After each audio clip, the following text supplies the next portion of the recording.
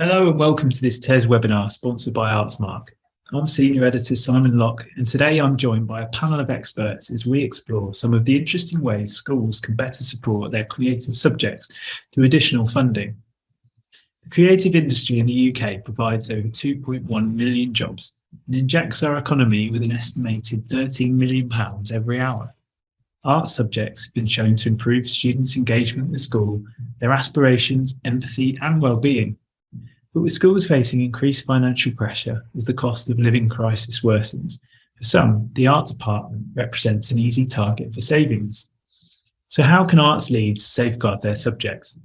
To find out, I'm joined by Janet Madden, Assistant Head at Bedford High School in Greater Manchester, Becky Stroud, Music Teacher at Beck Primary School in Sheffield, and Evan Kelly, Schools Engagement Manager at IVE, the Bridge Association for Arts in Yorkshire and the Humber. Hello, everyone, and thank you for joining me on this webinar this afternoon. I've given the topic and you guys a little introduction there, but what I'd like to do just to kick things off is go round the virtual table and just allow you to introduce yourselves, if that's all right. Janet, is it okay if I start with you? Hi, my name is Janet Madden and I am Assistant Head Teacher at Bedford High School in Lee, Greater Manchester. I lead on student personal development, transition and SEND. I am also a music teacher and I am the head of the arts faculty here as well. So our subjects are drama, art, music, dance, and we are a Platinum Artsmark school. Brilliant stuff. Okay, thank you. And Becky, would you like to go next? Hi, thank you very much. My name is Becky Stroud. I'm an arts lead at one of the largest primary schools in Sheffield. I'm a cultural leader in education for IVE. I did my NQSL with them, and I'm currently doing a bit of a secondment with Create Sheffield, our local cultural and educational partnership, as a co-creative education producer. Brilliant stuff. And last but not least, Yvonne. Hello, my name is Evan Kelly and I work with IVE, which is the bridge organisation for Yorkshire and the Humber. So my role really is to support schools through their Artsmark journey and Arts Award as well, and look at ways in which we can help to connect schools with their local arts and cultural sector and develop networks as well across the region. Brilliant stuff. Okay, fantastic. Well, thank you again for joining me and making time in what I'm sure is a very busy schedule at the moment. So, as I mentioned, we've been through a sort of turbulent couple of years in education, to say the least. Obviously, the pandemic has posed problems for leaders. We're now facing a sort of cost of living crisis, and leaders are having to make some really tough decisions. But I wanted to hear from you guys, first of all, why you think that the creative subjects should remain such a central part of school curricula, and I guess just they shouldn't be seen as an option when it comes to perhaps saving costs and things like that, because we're talking about funding this afternoon. Janet, can I come back to you to start things off? Yeah, what is your question? Essentially, why is it so important that creative subjects remain a real central part of the school curricula in coming years, I guess? So the arts should remain central to schools planning because we have been through a really difficult time. And there are teachers up and down the country who would say that student self-esteem and confidence is at an all-time low. So if ever actually subjects were needed to build student self-esteem and confidence, it is the arts, and it is needed right now to help our students. Also, mental health and well-being has had a massive impact on our students and staff and people around the world. It's not just a student issue. It is everybody has struggles and has faced challenges over these last couple of years. So it is really, really important that the arts play a massive role in that. If we also look at the Ofsted framework, because that is something that senior leaders in schools have to think about. Personal development is now a massive part of that Ofsted framework. So it's important for the art subjects to ensure that they are ticking those boxes for personal development, so those subjects can argue actually we are developing well-rounded students. Really important. All the relationships and sex education, so much of that can be done through the arts, in particular drama, art and dance. A little bit more music is a little bit more difficult in certain aspects, But I think heads of faculty and heads of subjects need to be pushing that they can deliver those outcomes as well in those areas, not just arts for the sake of art subjects. Yeah, definitely. Becky, you're in a primary setting. Are you sort of thinking along the same lines? Anything to add there? Yeah, I definitely connect with what Janet's saying about the mental health and welfare of the children and the emotional stability of the children. We've got a lot of kids that are dysregulated at the moment, and I find it ironic that when the pandemic first started, there was a lot of singing, there was a lot of art on windows, there was a lot of turning to creative outlets to express ourselves, and almost, I mean, it was a reflection of our society and where we were at that time. And then we go back into schools and it's business as normal and the arts aren't important because we've got to catch up. And I would argue actually we need to turn it upside down, and arts is needed more than ever at the moment. I've put here that one of the things we've got is disaffected kids, but actually creative subjects mean that students' own ideas matter, that their voice is heard, that it gives students meaning, it gives them something to hold on to, it makes them feel like they matter. My worry is the students have become somewhat dehumanized as we've datafied education, and I think schools use creative subjects to create a heart and soul of their school, and with their events that they put on. And I think we use creative subjects to create a great calendar of the year to help us feel the beginning, the middle, and the end of the year. You know, Christmas happens, the end of term productions happen, and things like that. And we've lost all of those in production, and we're only just coming back into having those restart again. I know as a musician, I've only recently started doing live concerts again. So I worry that if we don't push these back out up there, our students are losing their opportunity to have their voice heard. And I think there's another thing about it, which is I think it really needs to remain central, because we've just had the Jubilee, and the Jubilee was a massive celebration party down that mall of people celebrating arts-based industries. You know, I've got here, UK has an estimated 2.29 of creative industries jobs into 2021. That's a lot of jobs for creatives, and so we need them coming through schools. And I've also put here about the children need to learn to be divergent thinkers.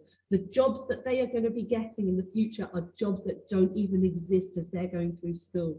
They have to be divergent thinkers to be able to create, to go into a market that is nothing like what we are experiencing now. It's going to be completely different. So for example, when I was at school, there was no internet. Here I am in my job using the internet day to day. You know, I need those divergent skills to help me move my skill base forward. The kids need it in school. Absolutely, yeah. And if I'm coming at this from a slightly different perspective, how do you see the arts having such sort of importance in the years to come? Yeah, just following on from what Janet and Becky have said, I support quite a large number of schools, and I'm just thinking particularly in regards to the ArtSmart programme as well. And I've really noticed that many of the schools have kind of reviewed and reflected on their original goals and ambitions that they wanted to set out to achieve. So they're really looking at reviewing and reflecting on priorities. And it's exactly what Janet and Becky have said that for me, that I'm supporting schools with at the moment, is very much development of emotional health and well-being. So it's a massive priority. Another area is, I've just written down actually that sense of belonging and being human and feeling connected is more important than ever. So many of the schools that I support are looking for ways in which they can connect their own immediate school community, but also connecting with families and parents and carers outside of that as well. So looking at creative activities and projects that can develop that sense of belonging and connection is actually a big priority. Other schools as well are looking at how to kind of close that gap in terms of attainment through the arts. Some schools are looking at teaching maths or literacy or writing through arts-based subjects as well, and through creativity too, when we spoke earlier about catch up as well. So yeah, those are kind of the main sort of elements that are really quite prominent at the moment when I'm speaking to many schools, definitely. I also think the social development of our students, you know, our year sevens, for example, and in lots of schools I've been working with, they are a year or two behind developmentally. The way that they have friendship fallouts, I haven't seen in my 15 years of teaching before. So the arts is so important for developing that teamwork, that communication skills, all of those really skills that's needed, like what Becky was saying, for careers. You know, our children are now going to be destined to have over 4 different careers over their lifetimes. So those communication, teamwork, resilience, they are the key skills, and the arts play a massive role in improving that. Janet, do you think that do leaders perceive the art subject as being quite expensive or costly, and do they present perhaps an easy win when it comes to cost cutting? And are you having to sort of fight your corner with subjects like that at all? So at my school, no, but there are practitioners up and down the country who have experienced this. You know, they've been put on a carousel at Key Stage 3, and you may have students that just have a term of music or drama or art over a year. So, you know, students in my school don't have experienced that, but in other schools they do. The art is expensive to run, isn't it? You know, if you look at university courses, they have slimmed down in the arts courses because it is more expensive, it is smaller, it is more niche. You know, on average GCSE class sizes is 12-15 students, whereas in a geography lesson, in a history, you can fit in 30-32 students in a lesson. So I guess, yes, it is. I would say that it's well worth the investment for all the reasons that we've already stated, but also students getting really good GCSE results. So I know in my school, music is one of the best results in the school. So children who study music will get great results, which is also really important for the Progress 8 buckets, as we call them. So actually, it's still really important. Yeah, definitely. Becky, how about you at primary? I guess it's slightly different, but are you under pressure in terms of sort of cost cutting and things like that? Well, I mean, nationally we have been. I think the national income for schools has gone down by 5% between 2007 and 2019, and 16 to 18 by 14%. In primary schools, we've got exactly the same pressure on our budgets. And depending on what socioeconomic area you work in, you'll have a pupil premium uplift. But that pupil premium uplift has to be spent carefully, and there's stuff around that you have to be careful how you spend it. I think what's really interesting is that PE gets a massive uplift. We get a massive sports premium that has come through the government, and I think secondary schools were promised an arts one and it never came in. So in primary schools, the picture seems to be, if you have a senior leadership team that gets arts, it will support it.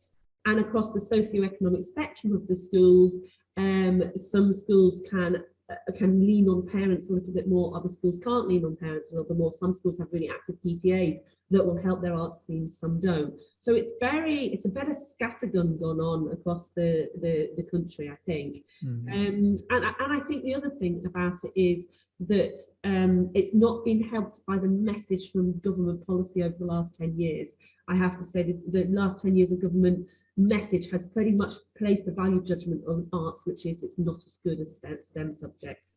And I think that's a very dangerous place to go, especially when we've got a creative industry out there which is absolutely crying out for people coming through that got arts. And I think the other problem we've got is that it does become, it takes up a lot of space in the school. It can be more costly. We know cost per wear, it is quite costly for arts.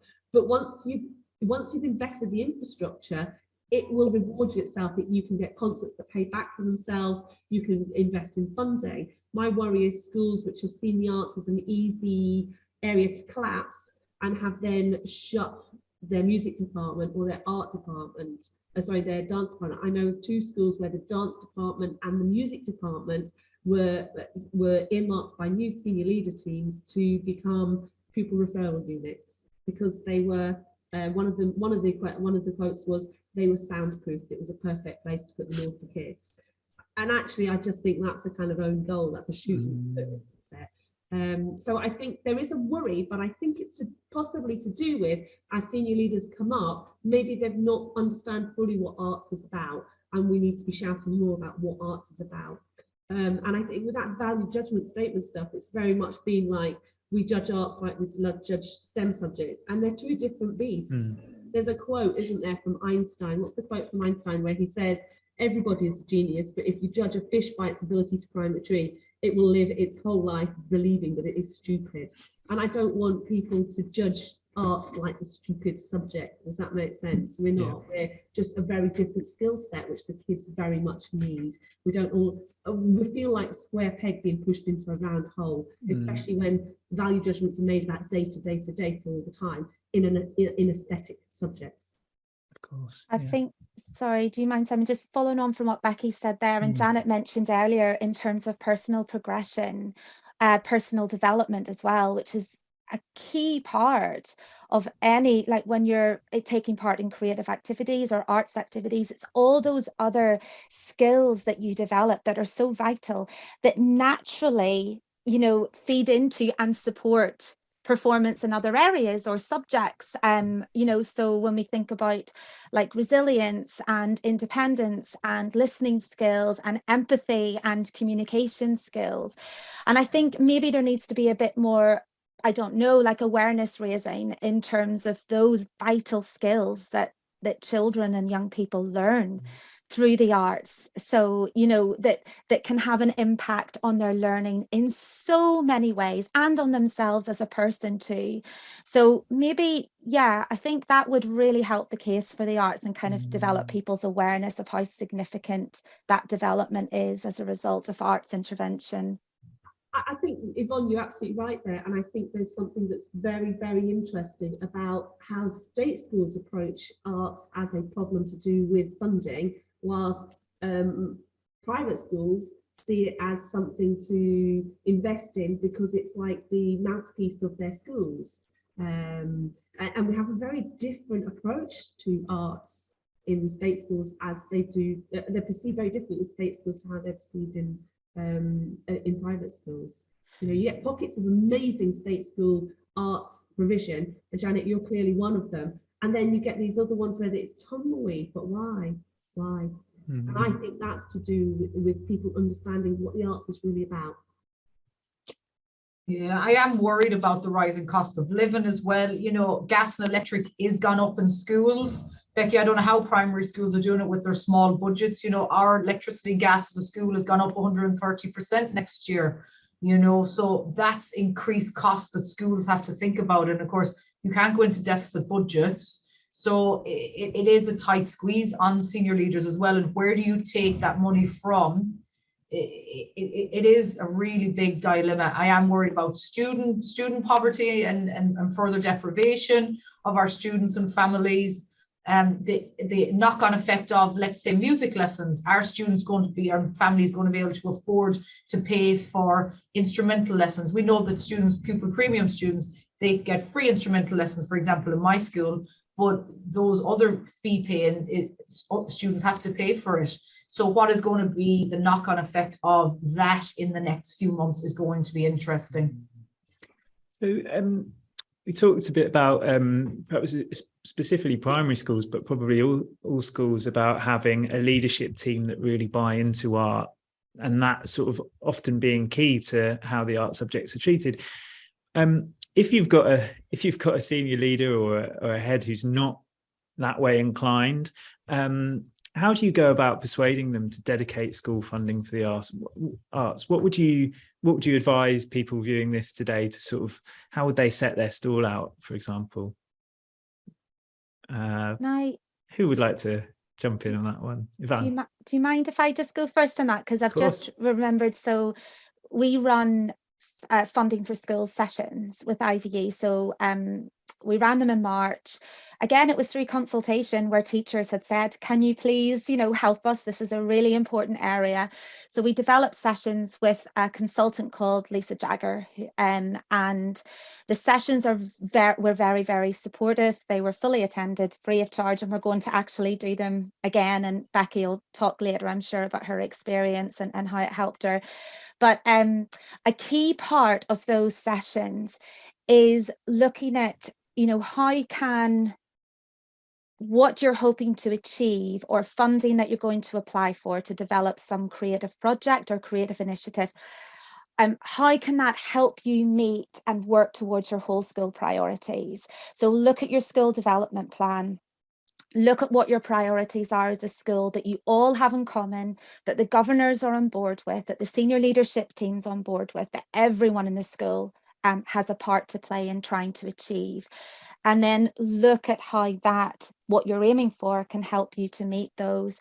And I know that some schools had said in response to the sessions, actually, that was quite helpful because it didn't just, you know, the arts or this art project wasn't just sitting in its own little box.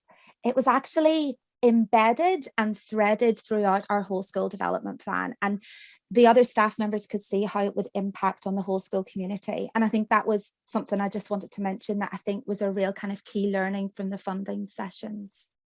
I think that's a really good point. You land on a school website, and it's the messaging there is often around sort of the whole student and their sort of personal development. Obviously, arts really tie in really closely to that. So yeah, looking at those opportunities is a really good shout. The two teachers in the room, how about you, Becky? Yeah, I'm happy to talk about it. So this is something that we've been working at Create Sheffield at the Local Cultural Education Partnership, is looking at how can we make SLTs more aware of how they can improve their arts. And we're working on primary level here, not secondary at the moment, because we had to start somewhere. And we're currently developing a model that will go into Learn Sheffield, which is the School Improvement Partnership in Sheffield, and hopefully get primary schools to sign up, where we're looking at, they do a self-evaluation, and then along the program, the Creative Schools program, they'll be doing a self-evaluation, they'll be looking at their own school development plan and where they can improve their arts. They'll be working with HMI to look at deep dives in the subjects in arts, and they'll also be working with some of the Create Sheffield team to look at how they can develop their arts through their curriculum as well. So we're trying to tackle it citywide in Sheffield from the School Improvement Partnership and the Local Cultural Education Partnership. And so we're hoping that we can get into schools to be able to just get them to get their head above the parapet a little bit and go, okay, what can we do with our creative subjects to be able to improve our whole school coverage of arts. Otherwise, there's some schools where it's done really, really well because you've got somebody who's championing it. And so like in my school, I'm not in senior leadership team, so I'm always pushing from in the middle, really pushing from in the middle to get arts constantly on the table.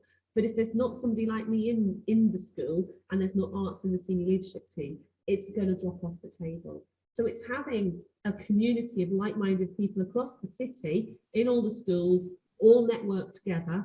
And this is what we're trying to hope to work on, pushing from the middle and then training our senior leaders above to understand why they're pushing from the middle. So hopefully we can raise the agenda. The problem is the pandemic has paid to an awful lot. It stopped everything, didn't it? Yeah. Janet, your school obviously doesn't suffer from that problem. You on the leadership team advocating the arts, but have you got any advice for teachers who might sort of have to fight their corner a little bit? Yeah, well, I would agree with Avian and putting it, ensuring it's on the SEF and SDPs. In terms of primary schools, we have a primary outreach program where we work with 240 primary school students each year. We run Arts Award through our some of our primary partner schools, but we look at their curriculum. So we look at how to enrich their curriculum, and we look at where we can sequence their curriculum and fit in arts around it, because it's really important that middle and senior leaders in schools show progression and show the sequence of learning in the curriculum. So if one of our primary schools is learning about the Vikings, we will do a piece of artwork or a piece of drama work to work within that scheme of work. So it's being creative in how you go about it as well. And as I've already said, personal development is a massive area. So how can the arts further develop that? SMSC, social, moral and cultural education, really important. And as a school, I'm in charge of that in my school. I need to be tracking that and ensuring how it is across the school. Also about student intake. So before we started our primary outreach program, we were actually an undersubscribed school. And now, 5 years later after starting it, we are oversubscribed with many, many more children wanting to come. And our previous head teacher, who retired last year, she said that the main reason was because of our arts outreach work that we had done by our primary school children starring in our shows, exhibiting their artwork in our art exhibitions. They were coming into our school. They were seeing the wonderful work that we were doing. They were part of the Bedford family before they even joined, from year 4, year 5. And then what would happen is they actually come back and they watch our shows the following year, even though they're not taking part in it. So it's those kind of initiatives. And also the positive perceptions to the community. The reason why private schools value the arts so much is because of what a massive perception it gives and what a good feeling it gives to the community. So really try and push that with those senior leaders as well. Brilliant. Okay, great. And so getting to the sort of the meat of it for people who might be watching, I guess, what are the additional funding opportunities out there and available? Can any of you give some examples of avenues that sort of cash poor arts leads might be able to look at? Who wants to go first?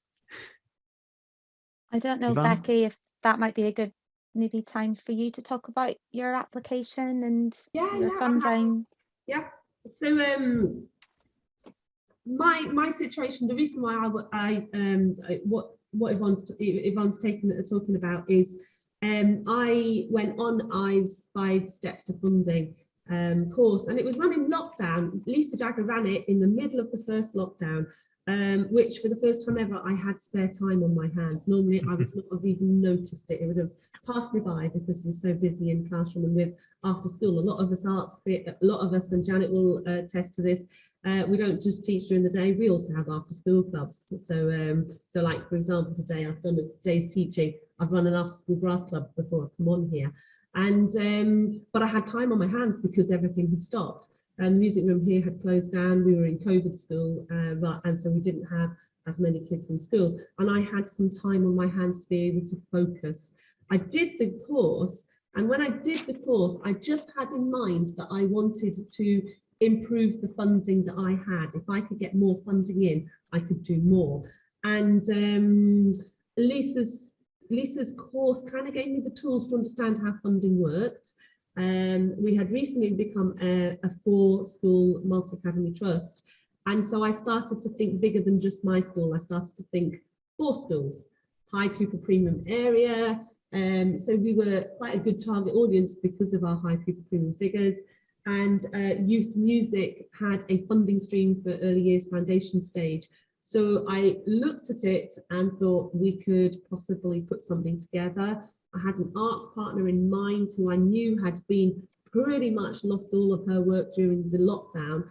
And so I started collaborating really with her, chatting with her, phone calls and emails and Zooms backwards and forwards, saying I've got this idea. So the idea for the project, it's called Chatterbox Music Project, came about. But because I'd done the funding course, I was able to put the kind of technical stuff, be able to understand how to put the funding together. So it was just kind of perfect timing of having the time, doing the right course, and having the right arts partner to really start co-creating and collaborating with. And so we applied for one of the Youth Music Funds for £30,000, and we got awarded it in October 2020 and went to start the project in January 2021, and of course we had a second lockdown. So it's a project that we should be finishing this summer, but it's actually going to have to run for another 9 months, not for any other reason than the lockdowns and the business continuity in schools has knocked the timescale on. Does that make sense? But that was us. So I've gone from having a budget of 1,500 quid for music per year, and that's bear in mind that my capita here is about 790 pupils, to a £30,000 budget over 18 months. Fantastic, brilliant. And are there, I'm coming into this as a bit of a novice, I'm afraid, but are there lots of other sort of grants and opportunities like that out there? Yeah, so as you start going down the rabbit hole and start understanding how you write your funding for social change, you begin to realise there's stuff out there you can apply for. So I keep getting little bits, and that's the biggest one I've got so far. I keep going for little bits of money. I've had some heritage money. I've had £1,500 for some heritage money for a project whereby we celebrated the suffragists based on a local story, a local suffragist, and we turned it into theatre, a character that came in dressed as that local suffragist. I've had some funding that I've gone for myself that has enabled me to do some further studies. So I've managed to get funding for a 4-day course for the University of Leeds, and I've been awarded a scholarship to attend the British Kadai Academy Summer School. So it's about just changing your mindset, but it takes time to look out. So that's me going for funding. But the other thing has happened, which is as I've networked with people, so people have come to, so arts partners who've got NPO money or who have got cash that they have to work with in their community have come to us. So building up my school's platform as a place that wants to do arts, wants to engage with artists, has attracted monies that other people have got who are looking for schools to spend it with. And schools have been like castles, you know, the drawbridge has been up, they're not been letting people in. Whereas I've been going, yeah, come in, yeah, come in, let's do something. So in lockdown, once we were able to have some visitors in, during the bubble restrictions, we did some research and development work with Green Top Circus. So our school got uplift because we had circus skills going on with our kids, and he used our cohorts to do his research and development. And it's been really symbiotic because Green Top have gone on to get Sport England funding and are going for NPO monies on the back of the data that they've got, the rich data that they've got back from our kids. So it's thinking laterally, it's divergent thinking about different ways you can approach what funding is. It's not just applying for monies, it's also attracting the right people in who have got the monies as well. And that might be, so example, Sanctuary Housing is the housing association around here. There's little pots of money that they bring to the table for us every year, which is a great, the tiny little things, you know. Brilliant, great. Janet, how about you? And how have you found the sort of application process for these sorts of things? So I guess what would be where would you go? If you've never done this before, where would you go? So your LSEP, your local LSEP is a really good starting point. So your local cultural educational partnership. And every region has an LSEP, and it is made up of teachers and then artists. And the idea is to link up both communities. So go to the LSEP. You know, I met artists through the LSEP, and she had a pot of money, like Becky said, and she applied for an artist in residence to work at Bedford High School. So in next term, I will have an artist in residence now in the art department, from, like Becky was saying, networking, chatting, and being a little bit cheeky, you know. It's always really important. Your bridge organisation, so, you know, IVEs in Yorkshire, we have Curious Minds here in the Northwest. There are bid writers and fundraisers in those organisations. Speak to them, ask them, they'll give you a list. I also pay some bid writers when I don't have time to write bids. I do pay bid writers because every bid will have its own style of writing. And as Becky said, we're really busy in the education world. So sometimes, you know, a couple of £100 for the sake of winning £30,000 isn't too bad. So yeah, paying bid writers, working with local artists, the LSEP, bridge organisations, your culture team at your council. Who is your head of culture? Who is your assistant heads of culture? Do you know them? If there's any work going on at the cultural team in the council, are you part of that? You know, those type of conversations. You know, in Greater Manchester, we have a Be Well survey, which is mental health and well-being. You know, there's going to be funding now off the back of that Be Well survey. Well, I've already spoken to all the different people and said, you know, I want Bedford to be first on the list for that money. So it's about getting out there as well and doing these check-ins with people. If there's any money coming up, let me know. If any projects, let me know. It's that kind of conversations as well. Brilliant. Okay. And Ivan, anything to add? The cheekier, the better. Well, I mean, I think what Becky said is, as well about delivery, a delivery partner is really important for schools to remember. So first of all, like, you're not completely on your own. Look at local networks that are around you. We've got some local networks of schools going on as well that have asked for funding sessions from a local perspective with their local councils. So we're going to be delivering one of those soon. Look for arts and cultural organisations that you can work with who can apply for funding to deliver a project in your school. So there are some funding pots that you might not be eligible for, but another arts organisation can apply for to work with you.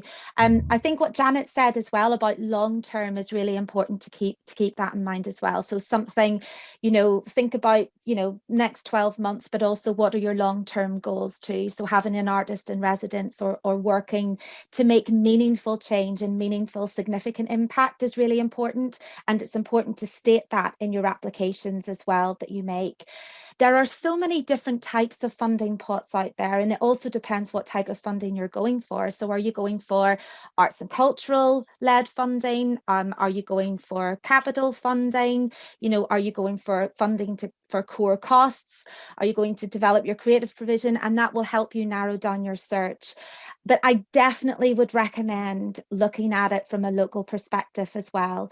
So obviously the Arts Council have lots of grants as well that, that schools can apply for. There's a great platform called Grants for Schools, which I think you have to sign up to or subscribe to, but it always gives an overview of all the most up-to-date information that you can access. But I do think there's something really exciting about building partnerships and applying for funding together, or working as a delivery partner as well on funding too.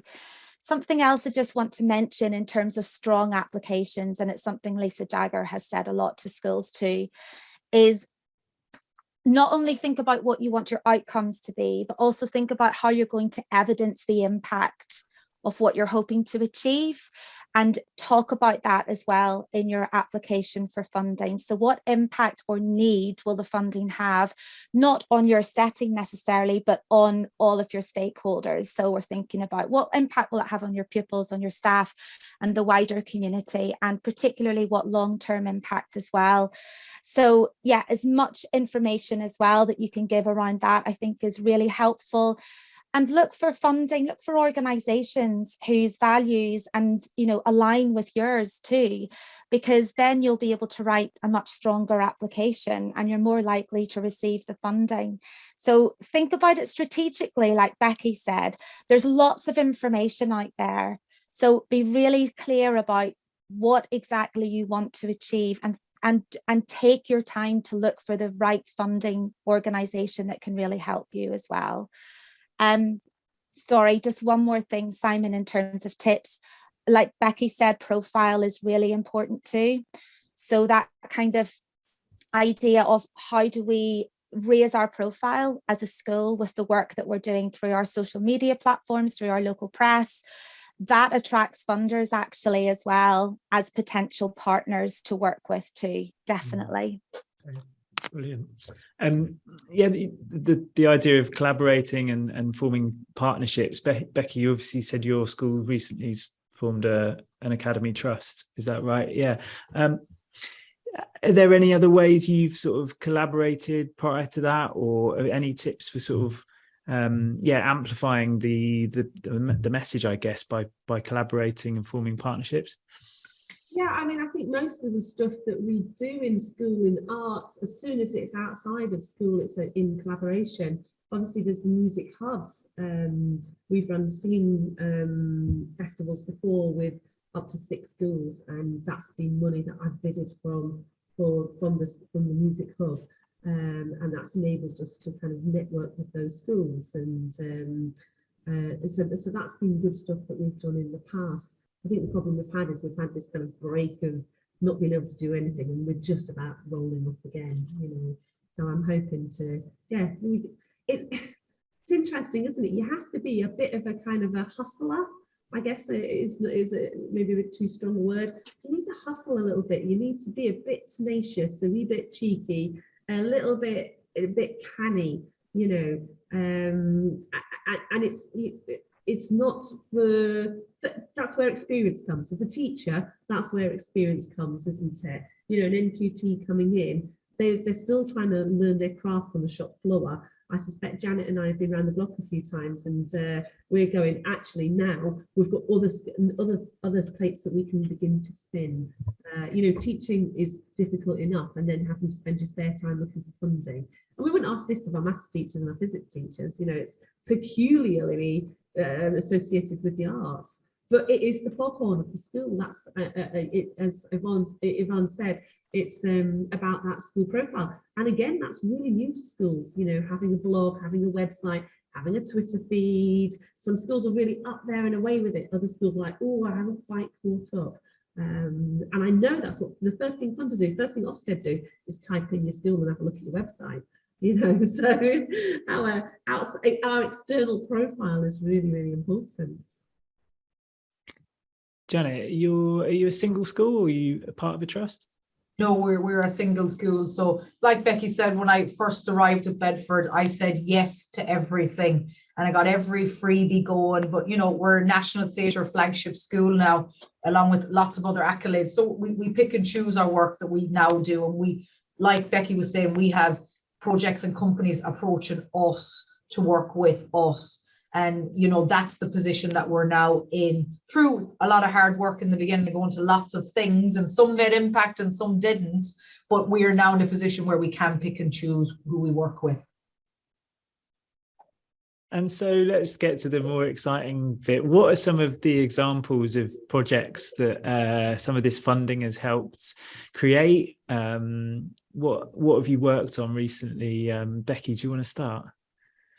I think I've already mentioned mine. So we've got our EYFS project, which is it will be over 500 kids will have been involved with it by the time we finish, and all our parent groups. We're trying to get our parent groups in now. We couldn't initially, but now we can.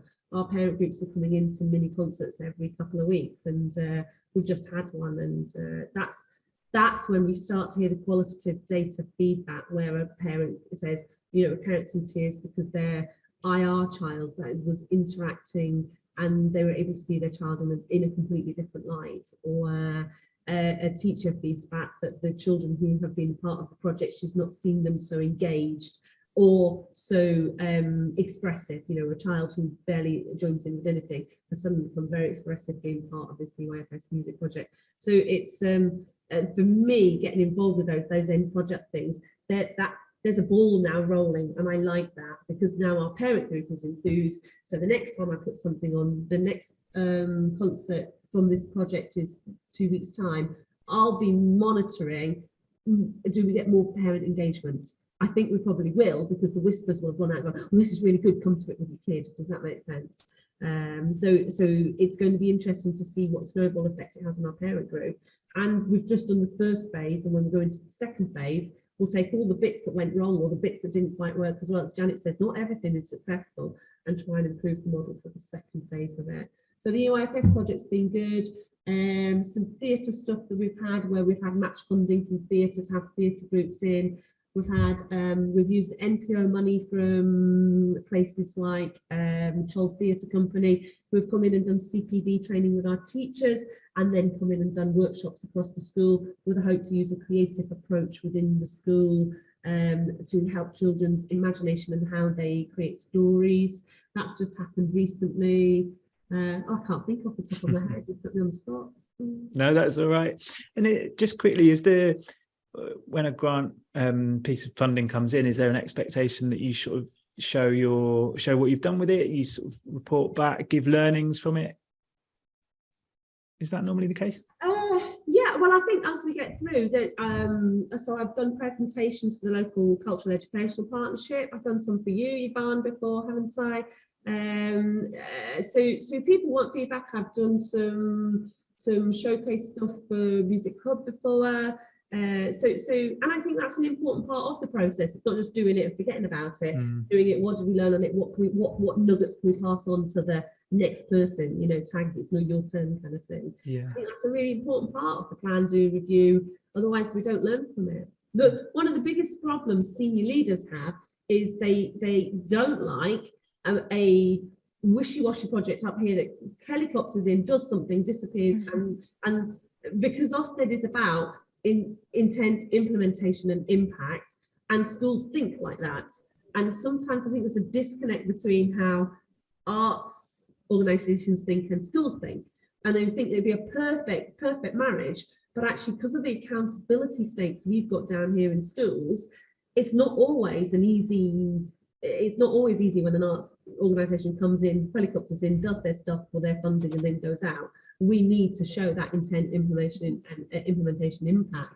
And I think you alluded to it, Janet, which was looking at curriculum and how arts stuff can fit in with the curriculum that we have to teach. There, you know, bottom line is there's stuff we have to teach in school, and we can't.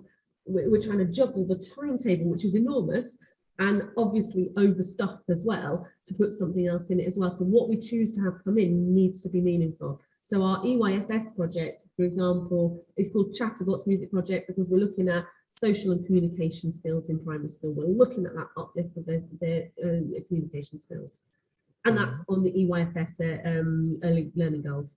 Mm-hmm. How about you, Janet? Are there any particular projects you've been able to fund through these routes? So one aspect we've been doing is we look at sponsorship. So I'm the careers leader at Bedford. So every so often I will send out an email to all of our business partners asking for sponsorship. So our one of our choirs is off to Music for Youth in Birmingham soon. So I've had a couple of local companies sponsor the t-shirts, and their logo also goes on it. I've had another company sponsor the coach trip to bring them down to Birmingham. We're having an art exhibition at the end of the year. A local arts organisation is funding that, and we're calling it the name of the company's title and then exhibition, and they're funding prize winners. So also it's those little creative things. If you can't get into grants and funds, think about any of them. Have you got any parents that own businesses and companies in your settings? Can you, or an alumni that you can speak to? So that's also a really clever idea that really helps with little pots of money that you need to find. In terms of other ideas, so when we have artists that come into school and do workshops, we also they will work with our students for a session, but then we'll invite schools from other areas to come and take part in that workshop. And then we'll also link it to careers. So for the last 10 minutes, the artist will focus on careers within that industry, but also they link it back to skills within that industry. So we're not just tokenistic, like what Becky was saying, that can't exist. You need to be developing at all levels and getting in all the different aspects. Particularly for us at Bedford, when we talk about careers within the arts, we talk about the skills and those employability skills, that the creativity is so important, that rather than they want to be a musician, you know, because we know that, you know, it's only a handful of children from each year group that probably will go on to be a professional artist or a professional dancer, or, you know, so it's about those employability skills as well. Arts Awards, so we get funding from our council to run Discover and Explore in our partner primary schools. So we put 240 primary school children through that every year. So we match funded by our teachers. We pay for our teacher time to go out and deliver those sessions, and the primary schools, they have the children take part, and then they have Discover and Explore qualifications got. So that's another really useful one. We've had lots of bubble up work. I don't know if other bridge organisations, but that was the one that Curious Minds ran through, I think it was Arts Council funded. Lots of work from Wigan Council, we've had different funding. And then through our bridge organisation, Curious Minds, we mentor artists in the community. So we get a little pot of money once every year or two, where artists come into schools, they look at how schools work, how systems work, how artists can work with schools, and then we get some funding for mentoring that artist. And it's a two-way process.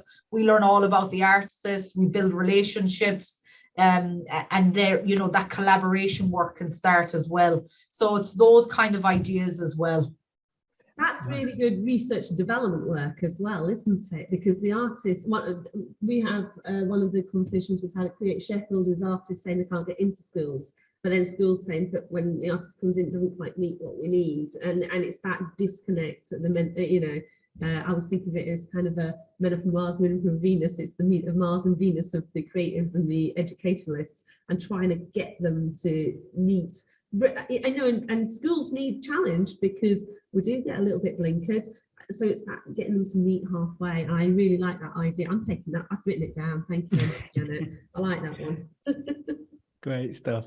And are there any other slightly sort of, I guess, outside of the box, kind of slightly unconventional ways that either of you two have either raised funding yourself or seen schools raise money in this sort of circumstance?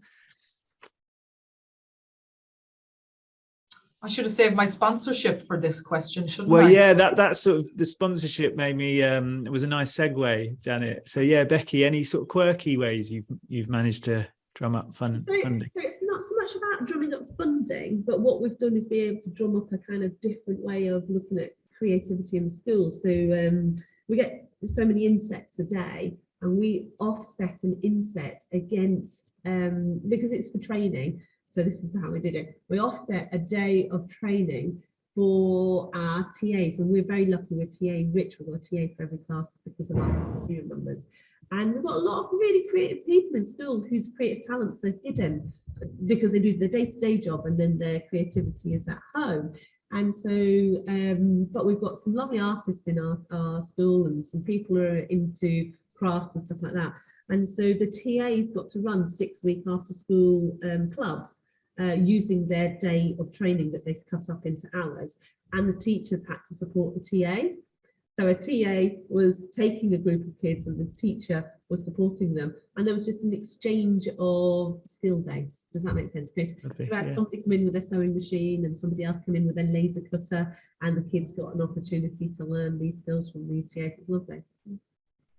I think there's something that's just making me think when Janet and Becky were speaking there about sharing, you know, we were talking about, so what Becky's just described, and Janet, like, how rich is that and valuable? There's something about sharing the impact of what you've done with other schools that's so vital as well as a part of this process, I think.